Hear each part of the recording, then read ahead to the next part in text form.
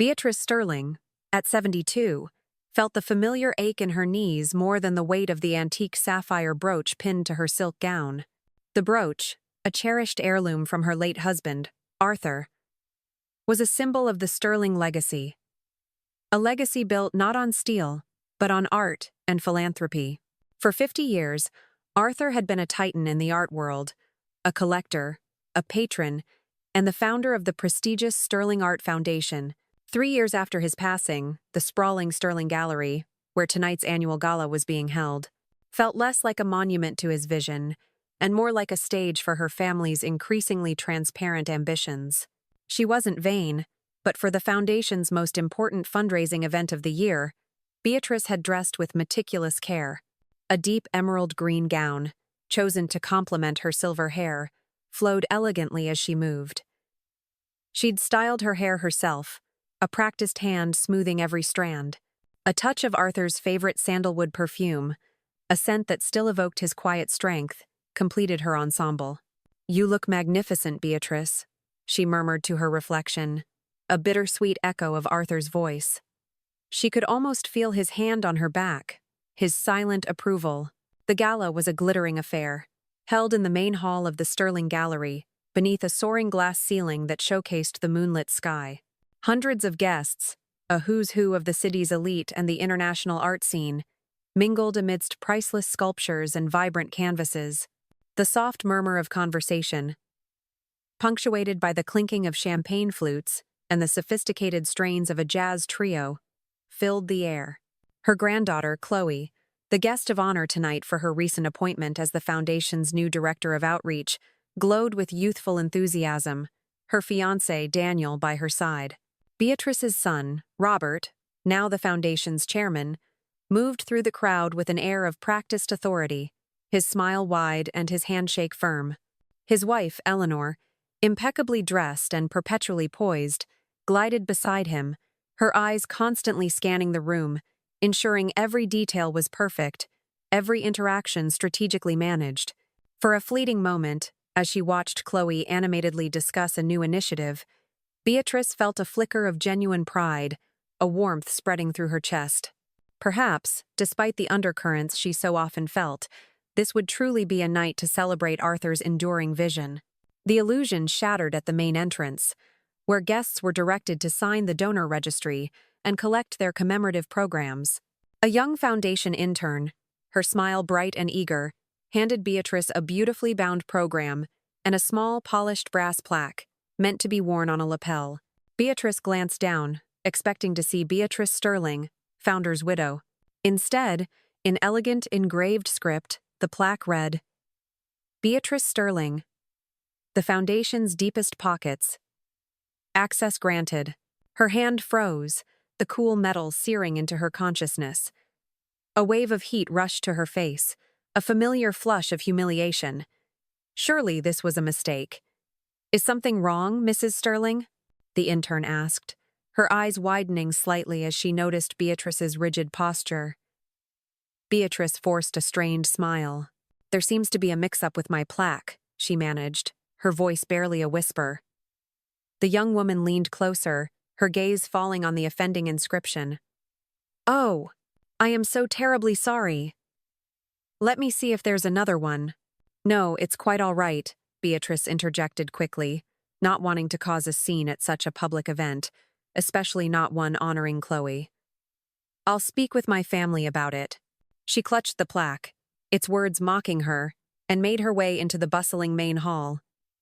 Had Chloe approved this? Robert? Eleanor? Who on earth thought this was appropriate, let alone amusing? The question gnawed at her, a bitter taste in her mouth. Throughout the cocktail reception, Beatrice tried to appear composed, engaging in polite conversation with fellow patrons and art collectors who, thankfully, either didn't notice the inscription or were too discreet to mention it. Then, a hushed whisper drifted from a cluster of guests near a large abstract painting. "Did you see Beatrice's plaque?" A woman giggled, stifling a laugh behind her hand. Eleanor said they thought it would be hilarious. "Apparently, she's their personal ATM for the Foundation." Beatrice's blood ran cold. She moved away swiftly, her hands trembling, the brass plaque feeling like a brand against her skin. Just then, Robert spotted her. "Mother!" he called, his voice booming across the spacious hall, drawing attention. "Come meet the Beaumont family." Mr. Beaumont was one of Father's earliest collectors. Beatrice approached reluctantly, her heart sinking. Mr. Beaumont, a distinguished gentleman with a booming laugh, looked vaguely familiar, a figure from Arthur's early days. "Mother, this is Mr. and Mrs. Beaumont," Robert announced, then added with a chuckle that grated on Beatrice's nerves, "Mother, our beloved, ever-generous benefactor." Mrs. Beaumont's polite smile faltered as her eyes darted to Beatrice's plaque. Mr. Beaumont looked distinctly uncomfortable, his jovial expression replaced by a frown. "Beatrice Sterling," Beatrice stated, extending her hand firmly, ignoring Robert's crude remark. "Arthur's widow." "Of course," Mr. Beaumont said kindly, his voice warm. "Arthur spoke of you often, Mrs. Sterling. He always said you were the true heart of his vision." The conversation continued, but Beatrice barely registered it. Her mind reeled with Robert's casual cruelty.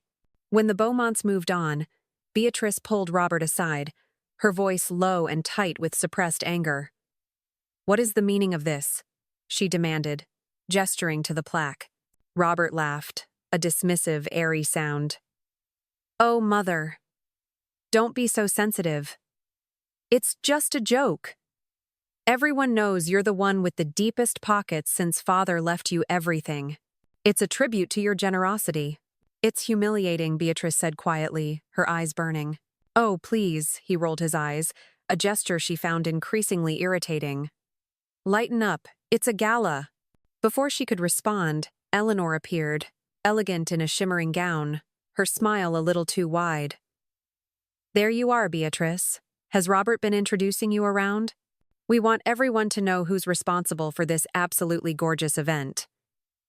She winked, and both Robert and Eleanor laughed, a sound that echoed hollowly in Beatrice's ears.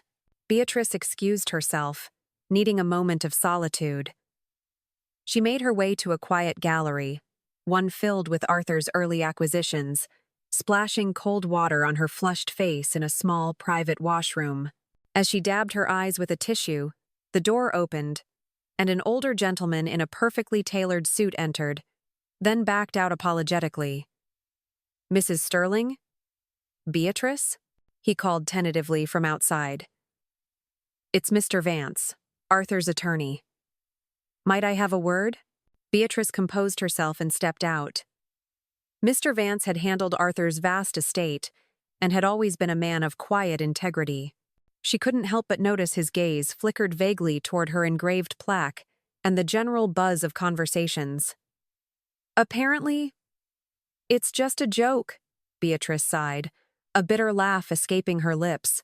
Mr. Vance's expression darkened. "It's not funny, Beatrice." And Arthur would have been furious. He hesitated, then lowered his voice, his gaze serious. "There's something you should know. Something Arthur insisted I not tell you unless it became absolutely necessary."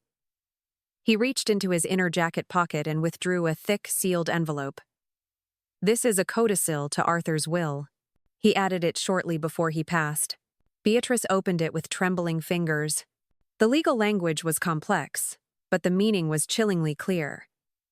Any direct descendant who publicly humiliates Beatrice Sterling, or attempts to control her finances against her will, or tries to force her from her home, would be disinherited from their share of Arthur's fortune.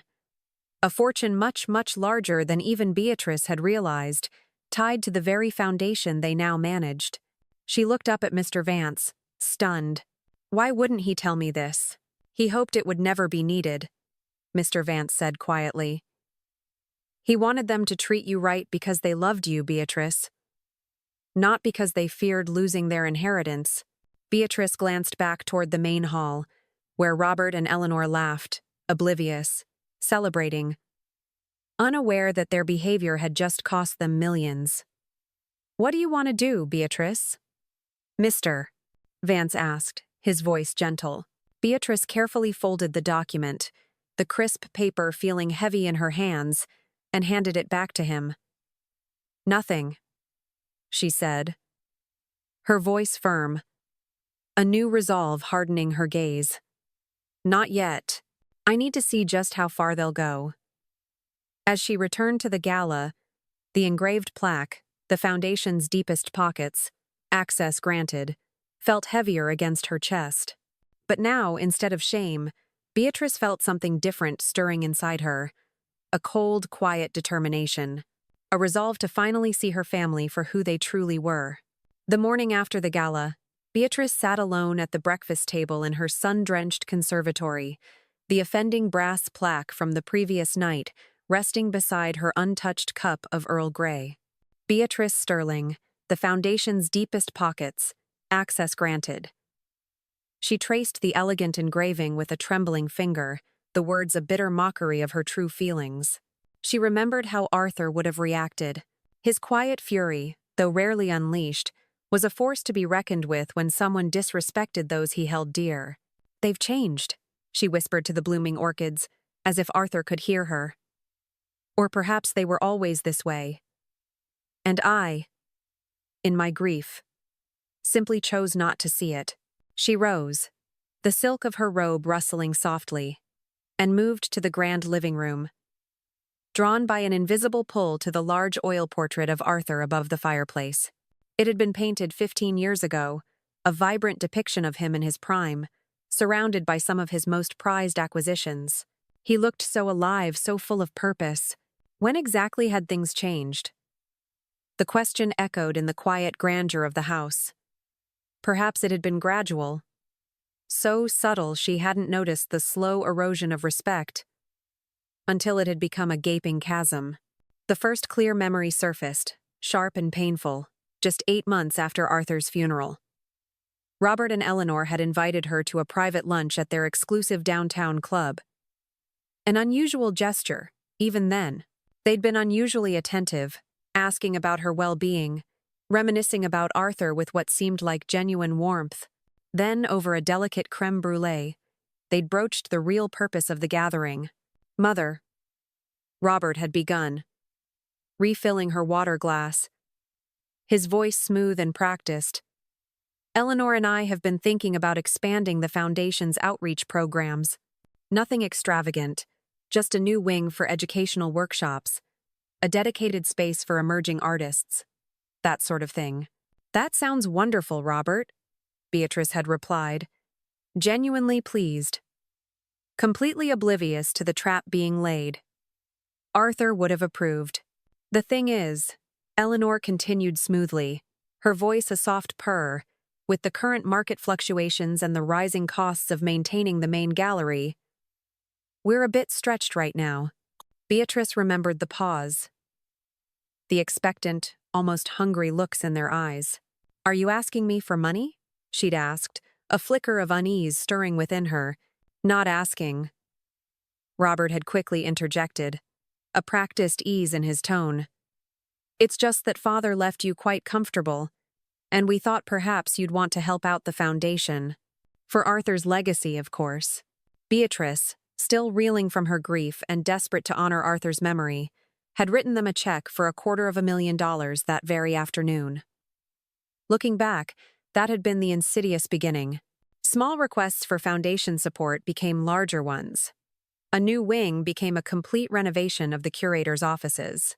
Funding for emerging artists became lavish travel expenses for Robert and Eleanor to scout talent in exotic locales. Each time, the requests were cloaked in the language of philanthropy, of honoring Arthur's vision. But the underlying current of self-interest grew increasingly blatant. She walked to Arthur's sprawling mahogany desk in his study, a room she rarely entered since his death, and pulled out a heavy, leather-bound ledger. Sitting on the plush, antique rug, she began sorting through bank statements and meticulously kept records of her personal donations to the Foundation. The evidence of her financial support for Robert and Eleanor's increasingly extravagant projects was overwhelming. Over 3 years, she had personally contributed nearly $2 million to the Sterling Art Foundation, far beyond her annual pledge donation. The sheer sum made her gasp, a cold knot forming in her stomach. The antique telephone on the desk, a direct line to the foundation's main office, rang, startling her. It was Eleanor. "Beatrice, are you home? I've been calling your mobile."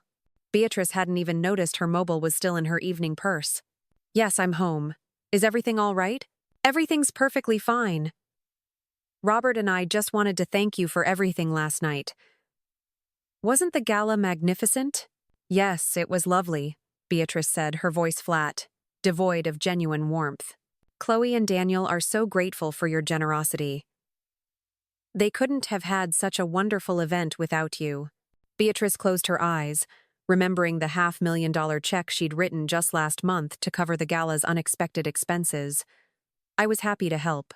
"Actually, that's partly why I'm calling," Eleanor continued, her voice taking on that syrupy, manipulative quality Beatrice had come to recognize, a tone that always preceded a new demand. Daniel's family was supposed to fund Chloe's new outreach program in the disadvantaged neighborhoods, but his father's business has had some unexpected setbacks, and they've had to pull out. Chloe is just devastated. The program is so vital for the Foundation's mission. Beatrice could hear what was coming next, the familiar, insidious drumbeat of expectation. "We were wondering if you might be able to step in." "It's a substantial commitment, of course. But think of the impact, Beatrice. The legacy for Arthur." "I'll think about it," Beatrice said, surprising both herself and Eleanor with her non-committal response. It was a small victory, but a victory nonetheless. There was a pause, a beat of unexpected silence on Eleanor's end. "Oh. Well, the program needs to launch soon to secure the grants we're applying for. Time is of the essence." "I understand. I'll let you know tomorrow." After hanging up, Beatrice returned to her financial ledger. Arthur had always warned her about Robert's relationship with money. "He sees it as a means to an end, Beatrice," he'd told her once, his brow furrowed with concern. "Not a tool for creation, but for acquisition. Money without true artistic vision just creates more empty spaces." Beatrice hadn't fully understood then, or perhaps she hadn't wanted to understand. A soft knock at the study door startled her. Through the peephole, she saw Leo, her grandson, Chloe's younger brother, shifting nervously on the porch. He was an art history student, quiet and thoughtful, with a passion for classical sculpture. She quickly gathered up the scattered financial papers and stashed them back in the ledger before opening the door. "Grandma," he said, stepping forward to hug her. At 23, he was tall, like his grandfather, with the same kind eyes that seemed to see the world with a deeper understanding. "Are you okay? I've been trying to reach you." "I'm fine, sweetheart. Just a bit tired after last night." "Come in." He followed her to the kitchen, where she put on the kettle for fresh herbal tea. Leo had always been different from the rest of them. More introspective, less fixated on the glitz and glamour of the art world. More concerned with its true purpose. "I wanted to apologize for last night," he said, sitting at the kitchen table, his gaze earnest. "The plaque. The way everyone was talking. It wasn't right. It was disrespectful." Beatrice felt a lump form in her throat. "You noticed?" "Of course I noticed. So did a lot of people who actually respect you." He looked down, embarrassed. "I should have said something." Beatrice patted his hand. "It's not your responsibility to correct your parents, Leo. But it is my responsibility to stand up for what's right." He looked at her directly, his eyes filled with a quiet intensity. "Dad and Mom. They've changed since Grandpa Arthur died. Or maybe I just didn't see it before. All they talk about is the Foundation's funding. Your funding. Specifically." "What do you mean?" Beatrice asked, a cold dread beginning to creep into her stomach. Leo hesitated. "Last week, I overheard them discussing the Foundation's long-term endowment. Dad said something about how the current structure is inefficient and how they could streamline it by having you transfer a larger portion of your personal assets directly to the Foundation's main trust, under their direct management. The kettle whistled, giving Beatrice a moment to absorb this chilling information. As she poured the hot water over the tea bags, she thought about Mr. Vance and the codicil to Arthur's will. She thought about the engraved plaque, the constant demands for money, and now this apparent plan to seize control of her entire fortune, cloaked in the guise of efficiency for Arthur's legacy. "Grandma?" Leo's voice brought her back to the present. "Are you sure you're okay?" Beatrice set the teapot on the table and sat down across from him. "I'm better than okay, Leo. I think I'm finally seeing things clearly for the first time in years." "What do you mean?" Beatrice smiled, making a decision. "Just that. It's time for some changes around here. Real changes." As they sipped their tea, Beatrice found herself studying her grandson's face, wondering if he was truly different from his parents, or if the seeds of entitlement were merely dormant, waiting for the right conditions to sprout. For the first time since Arthur died, Beatrice felt a cold clarity replace her grief and loneliness. She wouldn't be making any hasty decisions, but she would be watching and waiting to see who in her family truly deserved the legacy Arthur had left. 3 days after the gala, Robert and Eleanor organized a private donor appreciation luncheon at the Foundation's exclusive members-only dining room. Beatrice deliberated whether to attend. Part of her wanted to retreat, to nurse her wounds in the quiet solitude of the Sterling estate. But a stronger, newer impulse, a spark of the old Beatrice Arthur had so admired, won out. Curiosity, a cold, analytical curiosity, compelled her. She wanted to see if the engraved plaque incident had been an anomaly, a momentary lapse in judgment, or part of a deeper, more insidious pattern. She arrived at the Sterling Foundation's elegant dining room dressed in a simple but impeccably tailored navy blue suit that Arthur had always said made her look authoritative.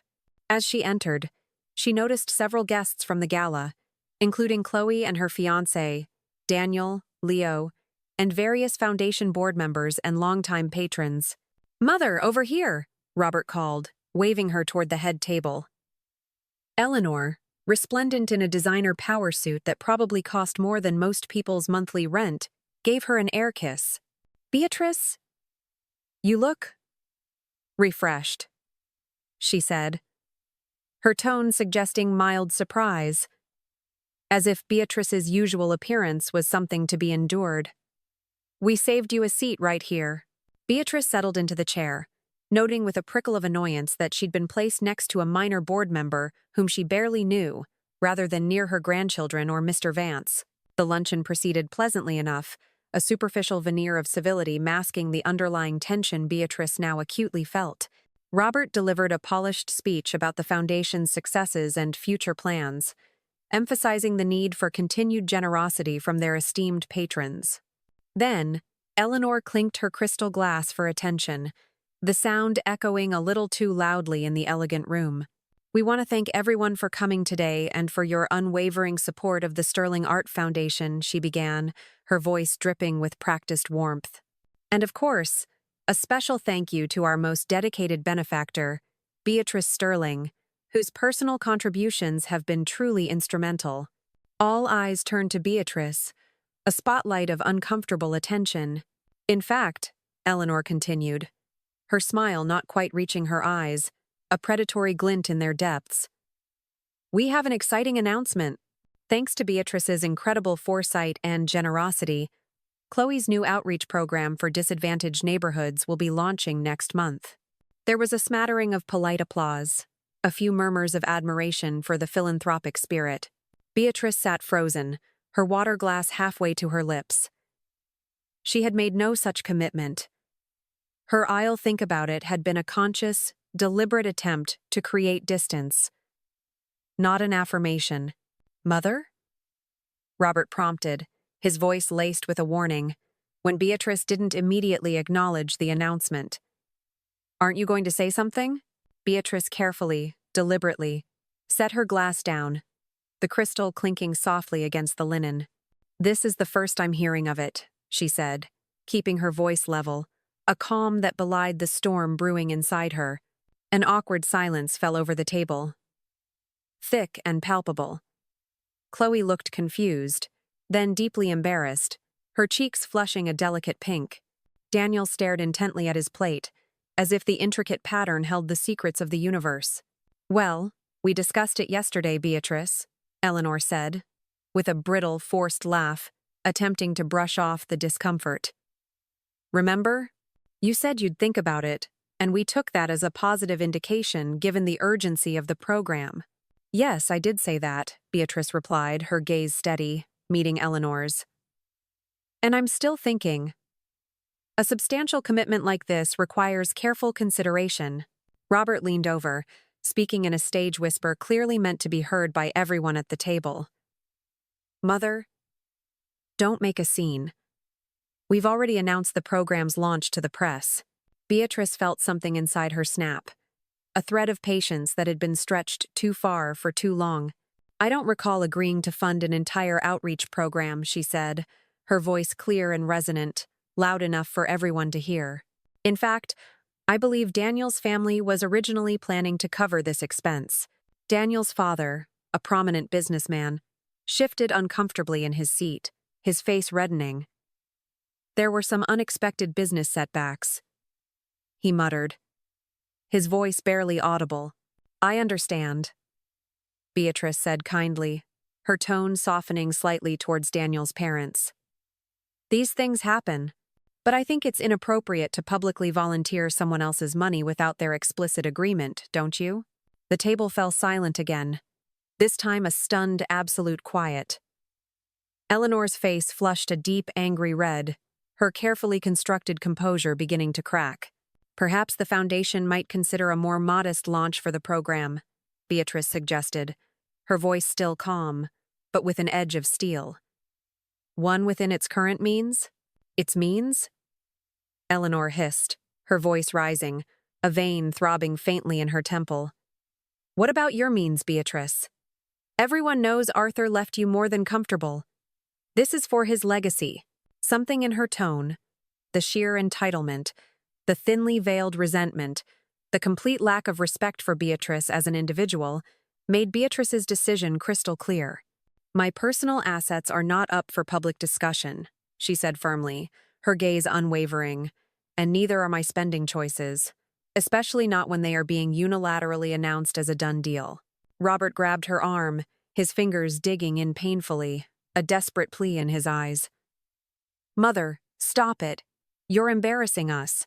This is damaging the foundation's reputation." Beatrice pulled her arm away, her movement sharp and decisive. "No, Robert. You've embarrassed yourselves. And you are damaging Arthur's true legacy." She stood up, smoothing her suit jacket, a quiet dignity in her posture. "Chloe, Daniel, I wish you both every success with the outreach program. I'd be happy to discuss a reasonable personal contribution to its initial phase, but I'll discuss that with you privately, at my discretion." As she turned to leave, Leo stood up as well, his chair scraping against the polished floor. "I'll walk you out, Grandma." In the opulent lobby of the foundation, away from the prying eyes and hushed whispers of the dining room, Beatrice finally let her composure slip. Her hands trembled as she fumbled for her car keys, the weight of the past few minutes pressing down on her. "Are you okay to drive?" Leo asked gently, his hand resting lightly on her arm, a comforting presence. Beatrice nodded, taking a deep, shaky breath. "I'm fine, sweetheart. Just a bit shaken." "The audacity. You should be proud of yourself," Leo said, his voice quiet but firm. "That took incredible courage." Everyone saw it. Beatrice looked at her grandson, really looked at him. In that moment, he reminded her so much of Arthur. The quiet strength, the unwavering moral compass. It made her heart ache with a familiar longing, but also with a new sense of hope. "Would you like to come over for dinner tonight?" she asked impulsively, the words escaping before she could second-guess them. Leo smiled, a genuine warm smile that reached his eyes. "I'd like that, Grandma. Very much." Later that evening, as they sat in Beatrice's spacious, yet suddenly cozy, kitchen, sharing a simple meal of homemade pasta and fresh salad, Beatrice found herself confiding in Leo about his parents' behavior over the past 3 years. The constant financial demands, the gradual erosion of respect, the feeling of being seen as nothing more than a source of funds for their ambitions. "I'm not surprised," Leo said sadly, pushing a piece of pasta around his plate. "I've watched it happening. After Grandpa Arthur died, it was like they saw you as, I don't know, the Foundation's personal ATM?" "The Foundation's personal ATM," Beatrice supplied, a wry smile touching her lips. "Yes, that's exactly it," he nodded. "And it's getting worse. Last week, I overheard them talking about the Foundation's long-term endowment again." "What did they say?" Beatrice asked, a cold dread beginning to creep into her stomach. Leo hesitated, his gaze meeting hers, a flicker of discomfort in his eyes. "They were discussing how to streamline the Foundation's assets by having you transfer a larger portion of your personal assets directly to the Foundation's main trust, under their direct management. They said it would be more efficient and secure the Foundation's future." Beatrice felt sick. Her entire fortune, her sanctuary, filled with memories of the life Arthur and she had built together, the place where she felt closest to him. They weren't just after her generosity. They wanted complete control. "Leo," Beatrice said, her voice trembling slightly, "there's something I need to tell you." She had decided. She would trust him with the truth about Arthur's codicil. But before she could continue, the doorbell rang, a sharp, insistent chime that shattered the quiet intimacy of the moment. Through the window, Beatrice saw Robert's sleek black sedan in the driveway.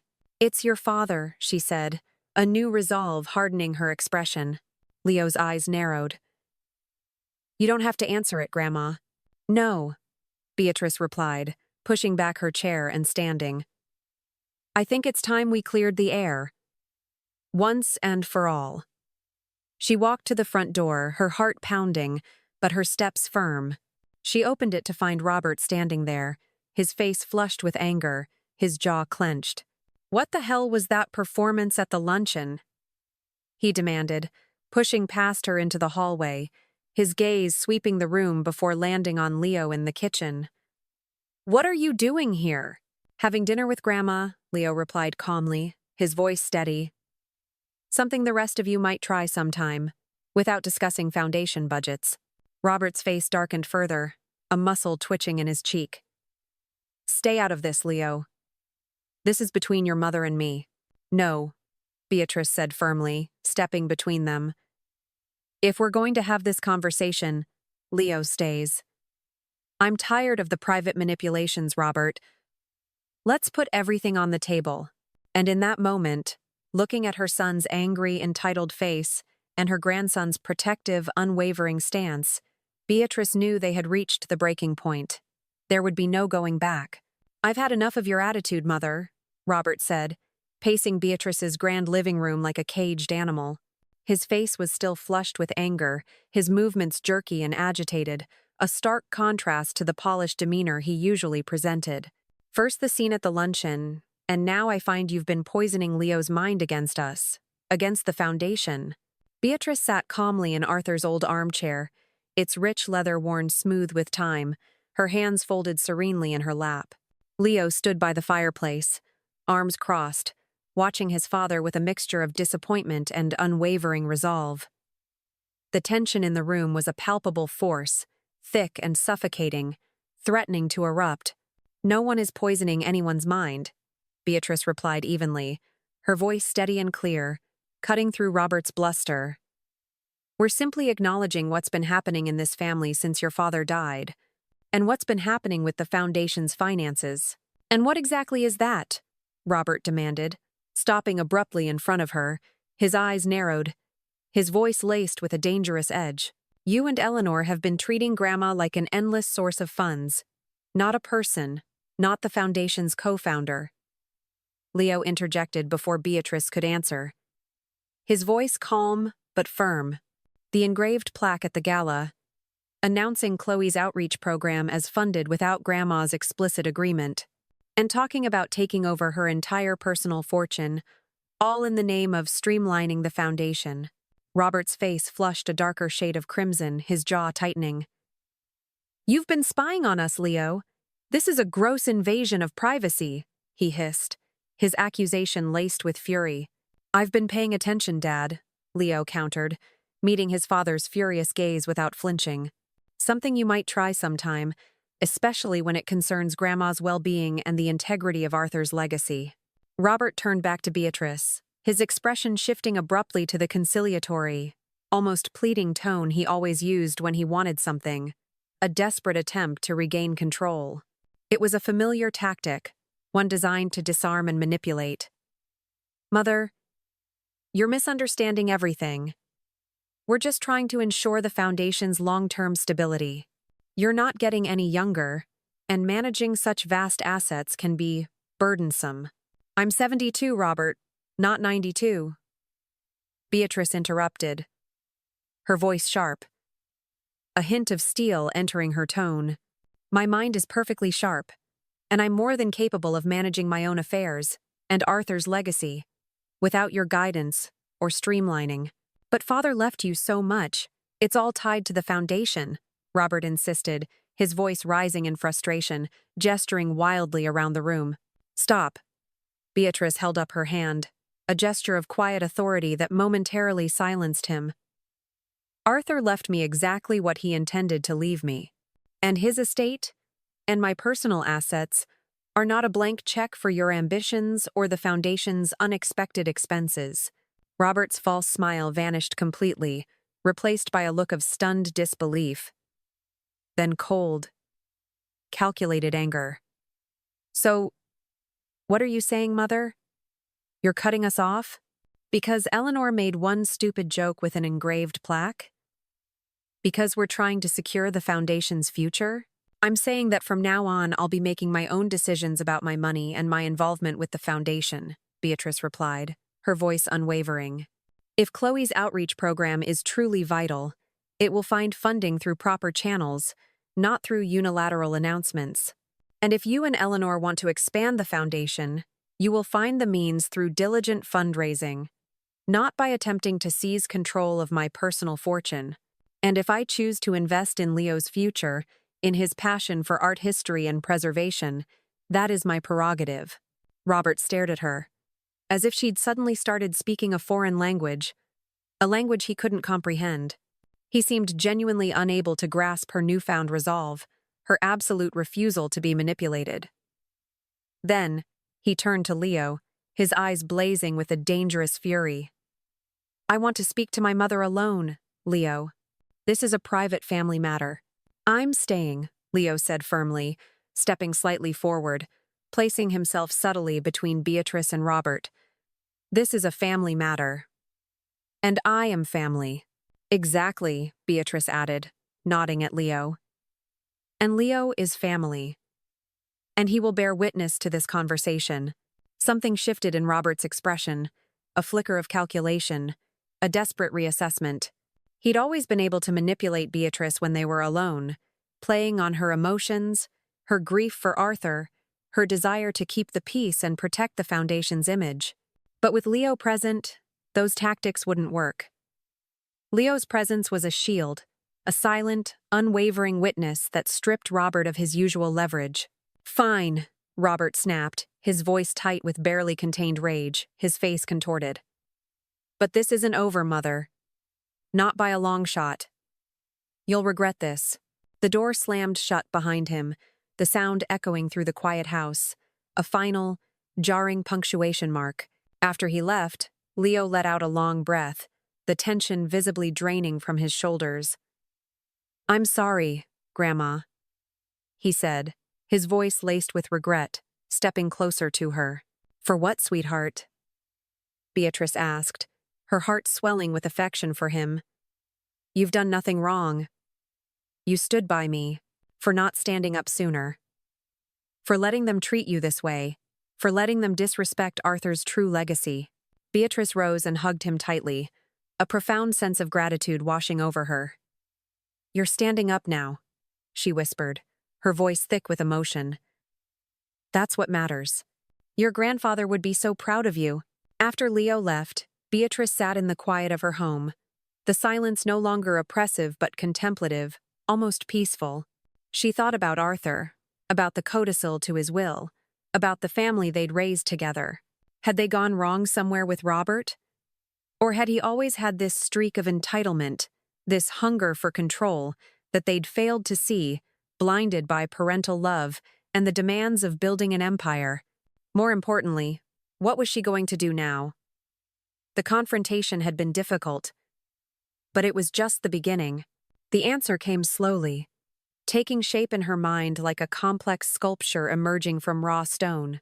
Instead of confronting Robert and Eleanor directly with the codicil, which would only make them change their behavior out of fear rather than genuine respect for her or Arthur's vision, she would simply let them continue showing their true colors. She would observe. She would document. And she would quietly reclaim her life and her independence, not just from their financial demands, but from their emotional manipulation. She would not be a victim. She would be the architect of her own future and the true guardian of Arthur's legacy. The next morning, Beatrice called Mr. Vance. "Beatrice." He answered warmly, his voice carrying a hint of concern. "I've been hoping to hear from you after the luncheon." "Yes, that's partly why I'm calling," Beatrice explained, recounting what had happened at the luncheon and Robert's angry visit afterward, omitting no detail. "I need to understand exactly what Arthur left in his will, Mr. Vance. Not just the codicil, but everything.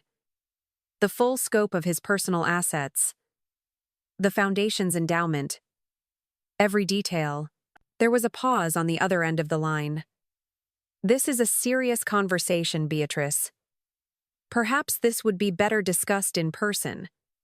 Could you come to my office this afternoon? I'll clear my schedule." 3 hours later, Beatrice sat across from Mr. Vance in his well-appointed office, the walls lined with leather-bound legal tomes and framed certificates, as he meticulously explained the full extent of Arthur's estate, both personal and tied to the foundation. The numbers took her breath away. It was far more substantial than she had ever imagined, a testament to Arthur's quiet brilliance and foresight. Arthur built his empire not just on steel, but on a deep understanding of value, Beatrice, Mr. Vance explained, his voice calm and professional.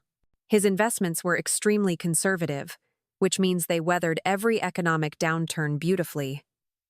And his art collection, it has appreciated exponentially. "I knew we were comfortable," Beatrice said faintly, her mind reeling. "But this, the sheer scale of it." "Arthur was a private man when it came to wealth," Mr. Vance continued. "He didn't believe in ostentatious displays. He always said you married him when he had nothing but potential and a beat-up easel, so he never wanted you to become one of those women who only care about social standing and the price tags of their possessions." Beatrice laughed softly, a genuine, unburdened laugh, hearing Arthur's voice in those words, a comforting echo from the past. "That sounds exactly like him." "As for the codicil," Mr. Vance continued, his expression turning serious again, "it's straightforward but incredibly powerful. Any direct descendant who publicly humiliates Beatrice Sterling, or attempts to control her finances against her wishes, or tries to force her from her home, forfeits their entire inheritance. The engraved plaque incident at the gala would certainly qualify. And the luncheon, the public announcement of the program, the attempt to declare you incompetent and seize control of your assets, that too, most likely." He paused, looking at her kindly. "But Beatrice, you don't have to make any decisions right now. The codicil remains in effect for your lifetime. It's a protection, a safeguard Arthur put in place specifically for you." Beatrice nodded, her gaze distant, already formulating a new, intricate plan. "What if I wanted to make some changes of my own, Mr. Vance? To my will? To how my personal assets are managed, and how they interact with the Foundation's endowment?" Mr. Vance leaned forward, a flicker of keen interest in his eyes. "What exactly did you have in mind, Beatrice?" "Arthur always admired your strategic mind." By the time Beatrice left Mr. Vance's office, she had a comprehensive plan. No dramatic confrontations, no ultimatums, Not yet. Just a quiet, methodical reclaiming of her life and her power, and a subtle redirection of Arthur's true legacy. First, she called her old friend, Clara Jenkins, a renowned art restorer whom she hadn't seen much since Arthur's death. They arranged to meet for lunch the following day.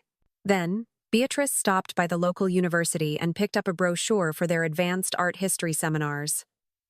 Arthur had always encouraged her to pursue her interest in ancient civilizations and their art. Perhaps it was time to delve deeper. At home, she sat at her antique writing desk and began researching grants for independent art preservation projects. Leo had mentioned wanting to establish a small, independent studio dedicated to the restoration of neglected historical artworks, but was worried about the startup costs and securing initial projects. A genuine investment in her grandson's passion, one built on his expertise and dedication to art itself, seemed like a perfect, meaningful use of some of her resources, a true embodiment of Arthur's vision. When her phone rang and she saw it was Eleanor, Beatrice let it go to voicemail. The old Beatrice would have answered immediately, anxious about what emergency or demand might be coming, what new foundation crisis required her immediate financial intervention. But that Beatrice was fading away, replaced by a woman who was finally recognizing her own worth, her own agency. The voicemail, when she listened to it later, was exactly what she expected. "Beatrice, it's Eleanor. Robert told me about your conversation last night. I think there's been a terrible misunderstanding. We've always had your best interests at heart, and the foundations. Robert and I were thinking we should have dinner this weekend to clear the air. Oh, and Chloe mentioned you'd reconsidered about the outreach program funding. The press launch is imminent, and we really need to finalize the budget. Call me back." Beatrice deleted the message without returning the call. Instead, she opened her personal ledger and meticulously recorded a substantial, but carefully considered, personal donation to a small, independent art collective that focused on community engagement and supporting struggling local artists, a cause far removed from Robert and Eleanor's grand, self-serving projects. She enclosed a note, expressing her genuine admiration for their work, and sealed the envelope. Her silent strategy had begun. No confrontations. No drama. Just quiet, firm boundaries, and a redirection of her resources to where they truly belonged. Arthur, she knew, would have approved. 6 months passed in a blur of quiet but significant changes for Beatrice. Her ceramics classes at the local university became a cherished escape, a place where her hands found a surprising joy in shaping clay, transforming raw earth into objects of beauty. She reconnected with old friends, Clara Jenkins among them, sharing laughter and stories over weekly lunches at quaint cafes, far from the Foundation's glittering events. Most importantly, she spent more time with Leo, who visited regularly, his quiet presence, a balm to her soul. She had provided him with a substantial grant for his independent art preservation studio, the Restoration Workshop, and his business plan was coming along beautifully, filled with innovative ideas for community engagement and the meticulous restoration of neglected historical artworks. Meanwhile, Robert and Eleanor's attitude toward Beatrice oscillated wildly between chilly distance and desperate, often transparent, attempts to re-establish their access to her finances and influence. When the silent treatment failed to yield the desired results, they would suddenly appear at her doorstep, unannounced, with forced smiles and thinly veiled excuses for their visits. Each time, the conversation would inevitably steer toward money, a new, ambitious exhibition they were planning for the Foundation, Chloe's desire to acquire a more prominent residence in the city with Daniel, their own concerns about maintaining their lavish lifestyle, the ever-rising costs of securing Arthur's legacy. Each time, Beatrice politely, but firmly, declined to engage. "I am making my own financial decisions now, and directing my resources where I see fit," became her mantra, delivered with a calm smile that grew more confident and unwavering with each repetition. They didn't take the rejection well. Eleanor's texts became increasingly hostile, laced with thinly veiled accusations of selfishness, disloyalty to Arthur's memory, and ingratitude. Robert's calls grew more demanding. his voice often tinged with a desperate, barely contained frustration, sometimes even outright anger. But Beatrice had found a new, quiet strength in her silence, in the firm, unyielding boundaries she was finally enforcing. The sense of liberation, of reclaiming her own agency, was intoxicating. She was no longer a puppet on their strings, but a woman in full command of her life and her resources. Today was her birthday, her 73rd, and despite her protests, Leo had insisted on organizing a small, intimate family gathering at her home, the Grand Sterling Estate. "It's time they remember whose house this is, Grandma," he'd said with a grim determination that reminded Beatrice so much of Arthur, "and whose rules apply within its walls." Beatrice spent the morning in her sprawling rose garden, meticulously deadheading the last of the summer blooms and drawing profound peace from the simple, repetitive task. The garden, once her sanctuary, had been another casualty of the past 3 years. She'd neglected it while catering to Robert and Eleanor's incessant demands and the foundation's endless needs. Now, it was coming back to life, vibrant and flourishing, a mirror of Beatrice herself. By mid-afternoon, her home was ready for guests, every room meticulously prepared, a quiet testament to her renewed focus on her own life. Leo arrived early to help with the final preparations. He moved with a quiet efficiency, arranging an assortment of artisanal cheeses, cured meats, and fresh fruit on a large platter. "Are you sure you're ready for this, Grandma?" he asked, his brow furrowed with a hint of concern as he placed the platter on the antique sideboard. "As ready as I'll ever be, sweetheart," Beatrice replied, smoothing the fabric of her new dress, a bold, vibrant amethyst hue she would never have chosen before, but which Clara Jenkins had insisted would bring out the sparkle in her eyes. She'd even applied subtle makeup with techniques learned from a class at the community center, a small act of self-care that felt profoundly significant. Besides, it's just dinner. But they both knew it was more than that. This was the first time in months that the entire family would be together under her roof. Robert and Eleanor, Chloe and Daniel, and even a few of Arthur's oldest, most trusted friends, including Mr. Vance, whom Beatrice had specifically invited. The doorbell chimed precisely at 5 o'clock, a clear, resonant sound. Robert and Eleanor stood on the porch, their smiles so artificial Beatrice could almost hear the plastic stretching, a thin veneer over their underlying tension. "Happy birthday, Mother," Robert said, handing her a bouquet of store-bought roses that looked suspiciously like the ones from the local supermarket. "Beatrice, you look remarkably well," Eleanor added, her eyes taking in Beatrice's new dress, her elegantly styled hair, the subtle makeup. Her tone suggested not admiration, but a vague unease, as if Beatrice had somehow deviated from her assigned role, from the image of the grieving, pliable widow they had grown accustomed to. "Thank you," Beatrice said simply, stepping back to let them enter, her posture erect, her gaze steady. Chloe and Daniel arrived moments later, followed by Mr. Vance and another couple who had been close friends with Arthur and Beatrice for decades, their faces radiating genuine warmth. Beatrice moved through the greetings and small talk with a composure she would have found impossible 6 months ago. She felt a quiet, unwavering strength emanating from within, a shield against their veiled criticisms and unspoken expectations. As they settled in the formal dining room, the scent of roasted lamb and fresh herbs filling the air, Beatrice couldn't help but notice Robert's gaze moving around the house, assessing, calculating, as if appraising a property for sale. Eleanor's eyes kept returning to the new ceramic sculpture on the antique credenza, a piece Beatrice had created herself. Its abstract forms a swirling pattern of blues and greens, a testament to her newfound artistic expression. "Did you redecorate, Beatrice?" Eleanor asked, her tone suggesting she found the changes disturbing, perhaps even a little extravagant, certainly unexpected. "Just a few updates," Beatrice replied, her voice light, almost dismissive. "I've been taking ceramics classes at the university." "Ceramics classes?" Robert echoed, his voice laced with disbelief, as if Beatrice had said she was learning to fly to the moon. At your age?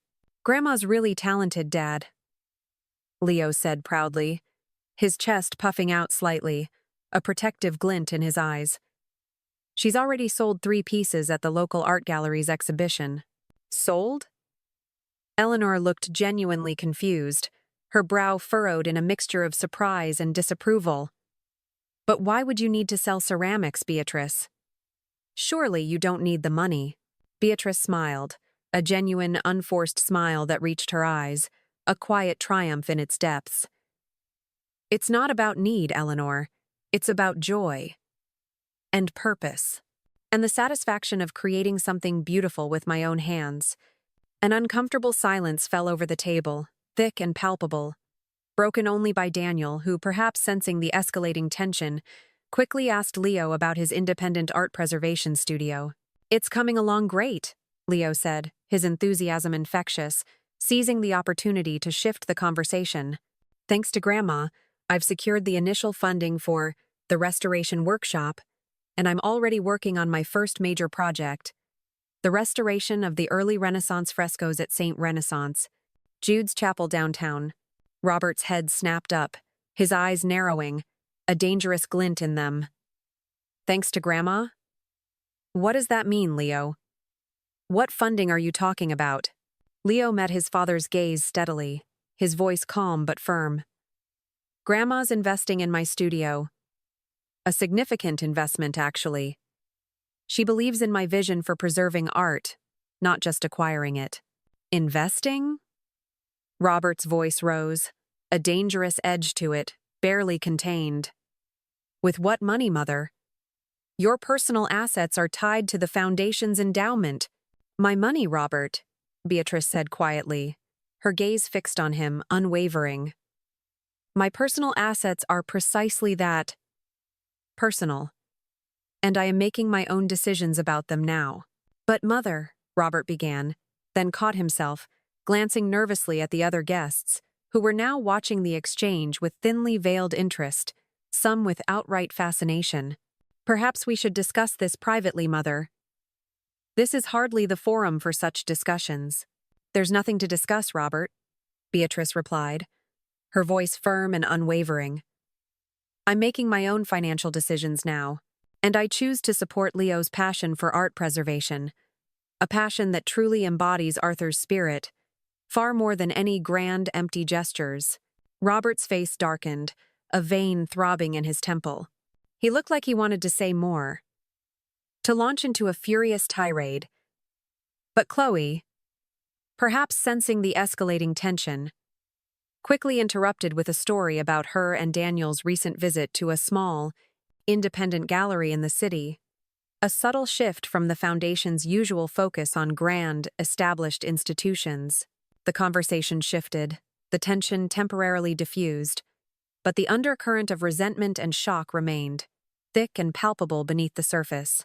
After dinner, as they moved to the living room for coffee and dessert, Eleanor cornered Beatrice in the kitchen, her voice a harsh whisper, tight with suppressed anger. Beatrice, what on earth is going on with you? First, you refused to fund Chloe's vital outreach program, then we hear nothing from you for months, and now you're throwing money at Leo's, his hobby. It's not a hobby, Eleanor, Beatrice replied calmly, picking up the elegant cake knife. It's a serious professional endeavor, and a crucial one for the art world. Don't be naive, Beatrice. Art restoration is a niche market. He's using you. He's manipulating you for your money, Eleanor hissed, her eyes narrowed, a predatory glint in them. No, Eleanor, Beatrice said, meeting her gaze directly, her voice firm. I'm supporting my grandson's ambition, his genuine talent, and his dedication to Arthur's true passion for art. There's a profound difference between support and manipulation. Eleanor's eyes narrowed further, her voice dropping to a conspiratorial whisper. Robert and I have been talking, Beatrice. Seriously talking.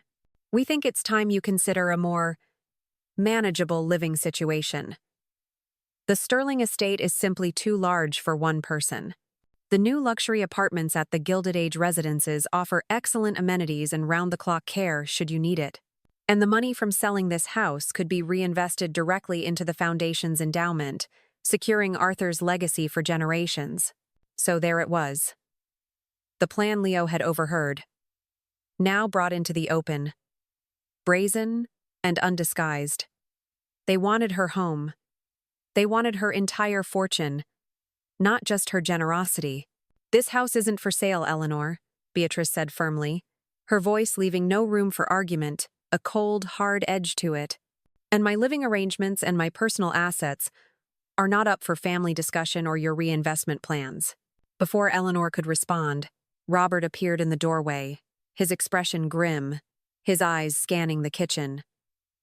"Everything okay in here, ladies?" "Just wonderful, Robert," Beatrice said, picking up the beautifully decorated cake she'd baked that morning, a small, defiant smile playing on her lips. "Shall we have dessert in the living room?" Robert cleared his throat, a nervous sound, as Beatrice began cutting the cake. "Before we move on, Mother, there's something Eleanor and I want to discuss with everyone." Beatrice's hand stilled on the cake knife. This wasn't part of the evening she had planned. This was their desperate, final maneuver, their public attempt to seize control. "We've been increasingly concerned about Mother's decision-making lately," Robert announced to the room, his voice carefully modulated, designed to sound reasonable, concerned, almost sorrowful. "She's been making unwise financial choices, isolating herself, and refusing sound family guidance regarding the foundation's future." A stunned silence fell over the room. The only sound, the soft clinking of teacups and the faint strains of jazz from the distant speakers. "We think it's time to consider a formal power of attorney arrangement," he continued, his gaze sweeping the faces of the assembled guests, a calculated performance for her own protection and for the long-term stability of Arthur's legacy. Mr. Vance, who had been quietly sipping his coffee, set down his cup with deliberate, almost theatrical care, the sound echoing in the sudden hush. "That's a serious step, Robert. Do you have concrete evidence of diminished capacity? She's diverting significant funds to a niche art restoration studio in the digital age." Robert replied, as if that explained everything, as if it were irrefutable proof of Beatrice's incompetence. "And she's refusing to consider sensible options for her personal assets, options that would greatly benefit the foundation." Beatrice felt a strange, chilling calm settle over her. This moment had been inevitable from the day she'd started saying no. This was the culmination of their entitlement, their greed, their desperate need for control. This was their public declaration of war. "Your mother seems perfectly competent to me, Robert," Mr. Vance observed, his voice quiet but firm, his gaze steady on Robert, a silent challenge. "Making decisions you disagree with is not evidence of incapacity. And directing personal funds to a cause she believes in, especially one related to art preservation, seems entirely within her rights and her late husband's spirit." "You don't understand, Mr. Vance," Robert insisted, his voice rising, his carefully constructed composure finally cracking. "She's always relied on Father, and then on me, for financial guidance, for the foundation's direction. Now suddenly she's making these irrational choices, undermining everything we've built. Enough." Beatrice set down the cake knife, the small clatter echoing in the hushed room. She stood, her posture erect, her gaze sweeping over Robert and Eleanor, then to the other guests, her voice clear and strong. "I am not irrational, incapacitated, or in need of your guidance, Robert. Or yours, Eleanor." "Mother, be reasonable," Robert pleaded, a desperate edge to his voice, his face contorted in a mixture of anger and fear. "I've been reasonable for 3 years, Robert," Beatrice interrupted, her voice gaining strength, resonating with a newfound authority that filled the room. "I've contributed millions to the foundation. I've supported your projects. I've allowed you to treat me like a walking checkbook rather than your mother, or Arthur's true partner in building this legacy. But that stops now. All of it." Robert's face flushed a dark, mottled red, his eyes blazing with fury. "Is this what you want, Mother?" he demanded, gesturing around the table, his voice thick with accusation. "To humiliate us in front of everyone? To make us look like villains? To destroy Arthur's legacy? No, Robert, Beatrice said quietly, her voice devoid of anger, only a profound sadness, a deep disappointment. You've managed that all on your own. You have damaged Arthur's legacy far more than any public statement I could make. You selfish old woman, he hissed, standing up so abruptly his chair nearly toppled, his hands clenched into fists, trembling with rage. After everything we've done for you, after all the sacrifices we've made for the foundation, Robert! Eleanor tugged frantically at his arm, suddenly aware of how this looked to the others, of the irreparable damage he was inflicting on their public image, on the foundation's reputation. But Robert was beyond caring, consumed by his own fury and sense of betrayal. You think you can just cut us off? You think you can just undermine everything? Father would be ashamed of you, Mother. He'd be furious. It was at that precise moment that Mr. Vance cleared his throat, a small, polite sound that somehow cut through Robert's rage, and spoke the words that would change everything, irrevocably. Actually, Robert, he said, his voice calm and deliberate, his gaze unwavering as he met Robert's furious eyes. Your father anticipated this exact situation, and he made very specific provisions for it. The silence that followed Mr. Vance's words was absolute, heavy with unspoken shock. Robert stood frozen, his mouth slightly agape, his furious expression slowly dissolving into one of disbelief. Eleanor, beside him, seemed to shrink, her usual poised demeanor crumbling, her carefully constructed facade shattering. Mr. Vance, ever the professional, reached into his inner jacket pocket and removed a familiar, thick envelope, the codicil. Arthur added a codicil to his will shortly before he passed. Mr. Vance explained to the stunned room, his voice calm and deliberate, cutting through the thick tension. He was concerned about how Beatrice might be treated after he was gone, and how his true legacy might be managed. What kind of codicil? Eleanor demanded, finding her voice first, though it was thin and reedy, a desperate gasp. Mr. Vance looked to Beatrice, silently asking for permission. Beatrice met his gaze and nodded, a quiet, unwavering strength radiating from her. The codicil states that any direct descendant who publicly humiliates Beatrice Sterling, Mr. Vance continued, his voice steady and clear, addressing the entire room, or attempts to control her finances against her wishes, or tries to force her from her home, would forfeit their entire inheritance. This includes, but is not limited to, using her personal assets as an unspoken endowment for the foundation without her explicit consent, or questioning her mental capacity. That's ridiculous, Robert sputtered, finally finding his voice, though it was laced with a desperate, disbelieving laugh, a sound bordering on a sob. Father would never. He wouldn't do this to his own son. To his foundation. He did, Mr. Vance interrupted, his tone firm, leaving no room for argument, his gaze unwavering.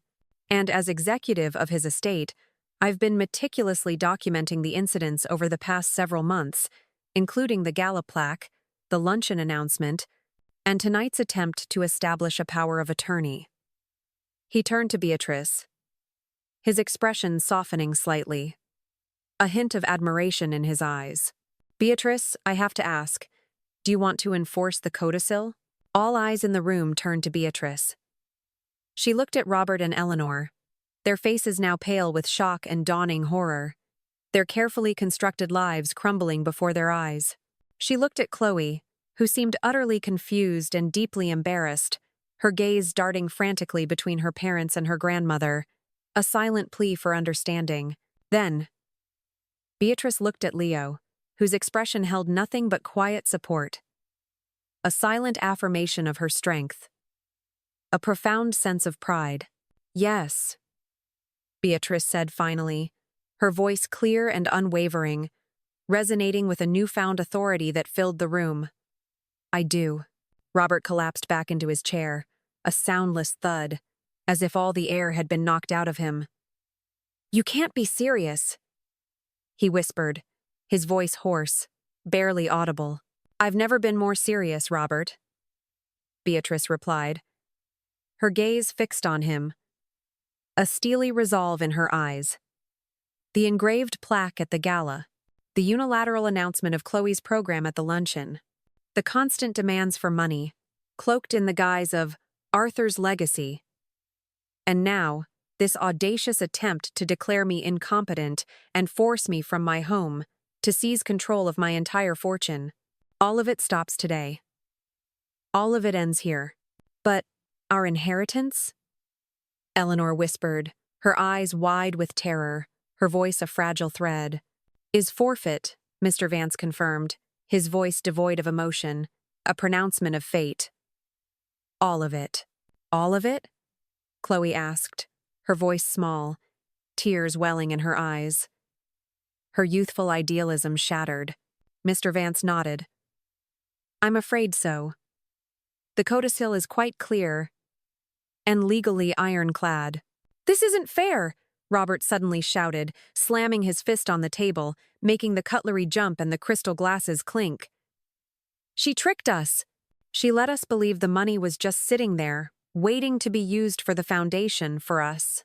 No, Robert, Beatrice said quietly, her voice calm, a profound sadness in her eyes, a deep disappointment that cut deeper than any anger. I never promised you anything. You assumed. You took. You demanded. But you never once asked what I needed or wanted. You never once considered my well-being. Only your own ambitions and desires. What about Chloe and Daniel? Eleanor asked desperately, turning to Mr. Vance, a last-ditch effort to salvage something. They haven't done anything wrong. Chloe works tirelessly for the foundation. Mr. Vance consulted his notes. Chloe was present at several incidents, including the gala and the luncheon, but didn't actively participate in the humiliation. However, she also never spoke up to defend Beatrice, or to question her parents' actions, even when they were clearly inappropriate. Chloe's eyes filled with tears, and she looked at Beatrice, her face etched with regret, shame, and a dawning understanding.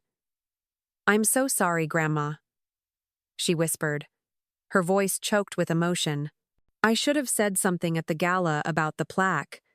I should have stood up for you. Beatrice reached across the table and took her granddaughter's hand, a gesture of quiet forgiveness. We all make mistakes, sweetheart. The true measure is what we learn from them, and how we choose to move forward. So what happens now? Daniel asked, putting his arm around Chloe, offering her comfort, his own face a mixture of shock and concern. Now Mr. Vance said, according to the terms of the codicil, Robert and Eleanor's share of Arthur's estate, including their significant portion of the foundation's endowment, is redistributed. To whom? Robert demanded, his voice sharp, a desperate edge to it. Half goes to Beatrice outright, Mr. Vance explained, giving her complete control over a substantial portion of Arthur's personal fortune. The other half is divided among descendants who have shown her proper respect and care, and who have demonstrated a genuine commitment to Arthur's true vision for the arts, not merely its financial trappings. All eyes turned to Leo, who looked genuinely surprised, his jaw slack, his eyes wide with disbelief. I didn't know, he said quickly, his voice earnest, almost a whisper. I swear, Grandma, I had no idea about any of this. I just wanted to help you. I know, sweetheart, Beatrice assured him, her heart filled with profound pride and love. Your grandfather would be incredibly proud of the man you've become. You embody his true spirit.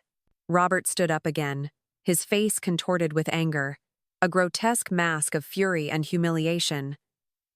This is a setup, a conspiracy. I'll contest it in court.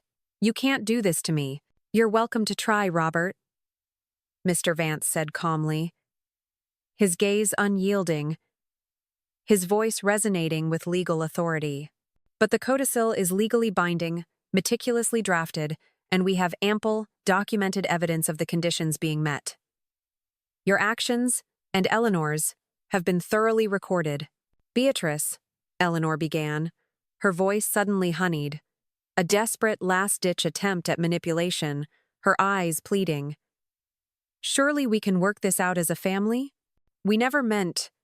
We just wanted the best for the foundation, for Arthur's legacy.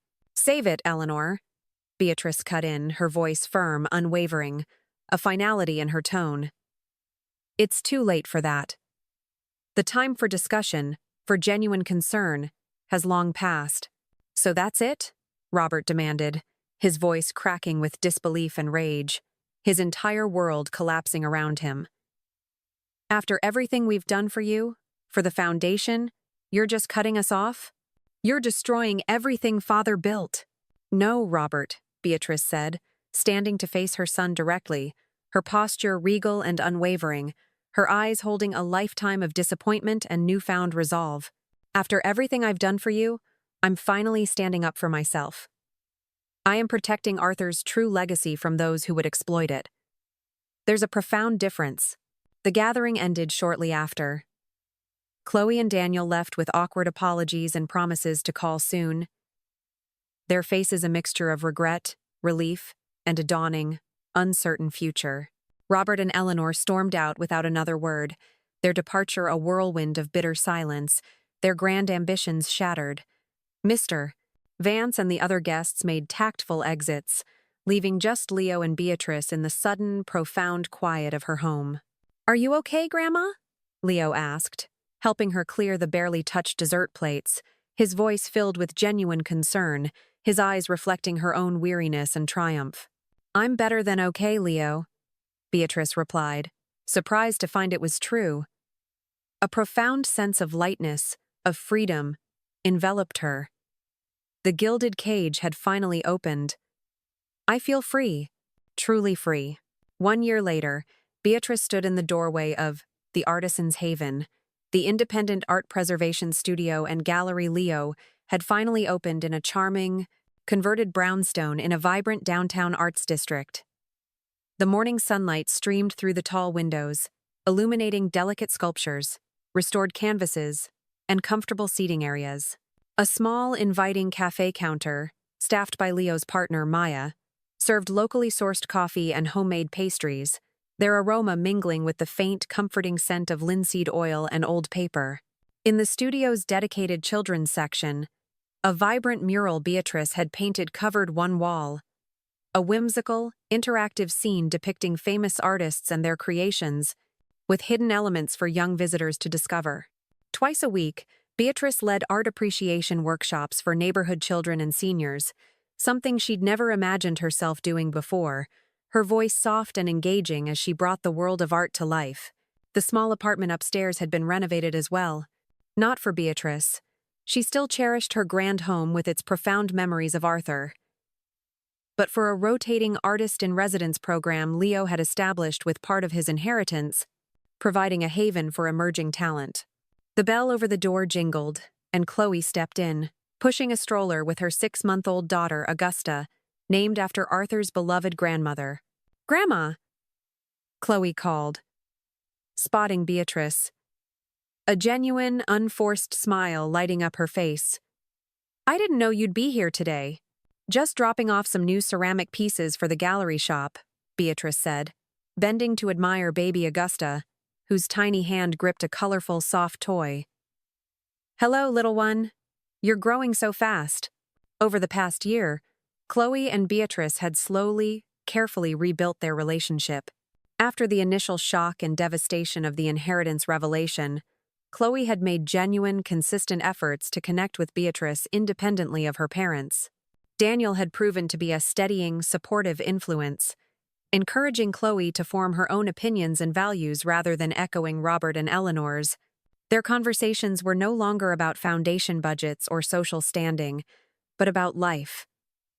About Chloe's new role as a mother, and Beatrice's newfound artistic pursuits and quiet contentment. Chloe had even started volunteering at the Artisan's Haven on weekends, finding a new sense of purpose away from the foundation's increasingly hollow grandeur. Robert and Eleanor were a different story. After several failed, increasingly desperate attempts to contest the codicil, they had quietly moved to a smaller, less prestigious home in a distant, anonymous suburb, where Robert had taken a less influential position with a former business associate. Their communication with Beatrice was limited to terse, formal holiday cards and occasional, strained updates through Chloe, always tinged with resentment and self-pity.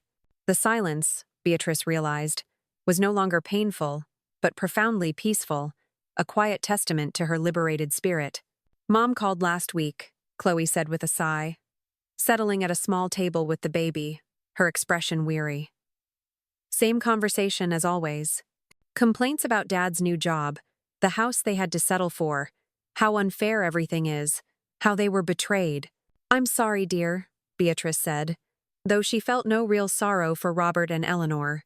Their choices had led them to this path.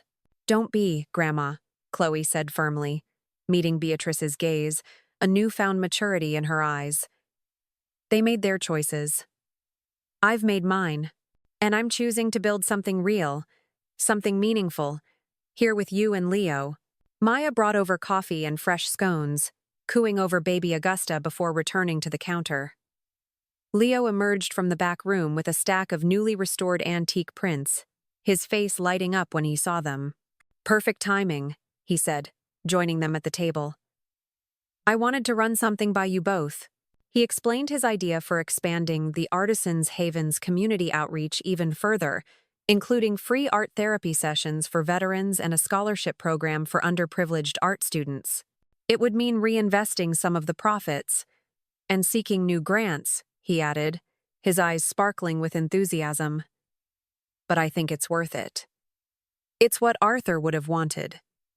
True patronage." "I think it's wonderful, Leo," Beatrice said, feeling a surge of profound pride that warmed her to the core. This was Arthur's legacy, truly alive. As they discussed the details, Evelyn gazed around the sunlit studio and gallery.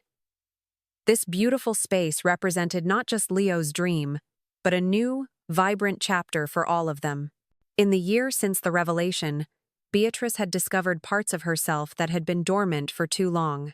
She'd made new friends, developed her ceramics and painting, even started traveling, simple weekend trips to art fairs at first, then 2 weeks exploring ancient ruins in Greece with a small, curated senior tour group, where she'd met Charles, a charming, witty widower from London who shared her passion for history and art, and who now called her every Sunday.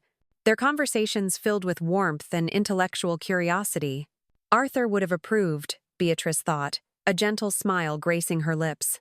Not just of the Artisans' Haven, or Leo's unwavering dedication to true art preservation, or her own newfound independence and joy, but of the boundaries she'd finally established, the truth she'd unveiled, and the authentic relationships she'd nurtured. He had tried to protect her with his codicil, but in the end, Beatrice had learned to protect herself, and in doing so, had truly honored his memory by safeguarding his deepest values. Chloe's baby, Augusta, let out a happy gurgle, reaching out a tiny hand towards a colorful mobile hanging above her stroller, drawing Beatrice back to the present. This was her family now. Not perfect, not complete in the traditional sense, perhaps, but real, authentic. They were building something new from the ruins of what had been lost. A legacy of respect, passion, and genuine connection, and it was, in its own way, profoundly beautiful. "What do you think, Grandma?" Leo asked, pulling her into the conversation, his eyes sparkling with enthusiasm, his vision clear. Beatrice smiled at her grandson and granddaughter, at the baby who represented their bright, hopeful future, at the thriving studio and gallery that had grown from trust and respect rather than obligation and greed.